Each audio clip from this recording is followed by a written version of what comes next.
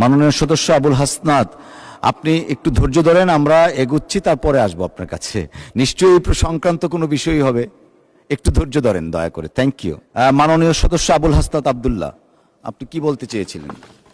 Thank you মাননীয় speaker. আজকে আপনি প্রশ্নোত্তর পর্ব দিয়ে সংসদ শুরু করেছেন, তার জন্য আপনার প্রতি কৃতজ্ঞতা জানাচ্ছি এবং বিশেষভাবে আপনাকে ধন্যবাদ জানাচ্ছি, এবং আপনার এই যে প্রাণবন্ত সংসদকে ফাংশনাল করার যে প্রচেষ্টা, সেটার জন্য আপনার প্রতি আমরা থ্যাঙ্কফুল।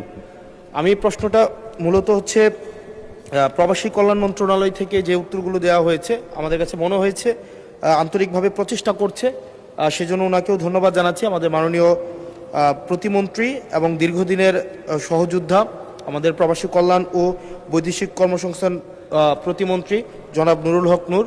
আমার যে প্রশ্নটি ছিল সেটি হচ্ছে, আমি একটা রেমিটেন্স।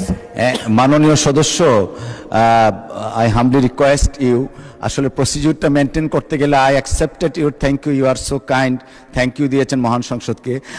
আপনি একটা প্রশ্ন করতে গেলে একটা প্রশ্ন আনেন, তারপরে জনাব নুরুল হক নূর সাহেব মাননীয় প্রতিমন্ত্রী উনি জবাব দিতে পারবেন একটু লিখিত আকারে। না, এই এই এই এই প্রসেসে হবে না। আপনি একটা প্রশ্ন করুন, প্রশ্ন জমা দিন, উনি উত্তর দিবেন। অসংখ্য ধন্যবাদ আপনাকে। Thank you.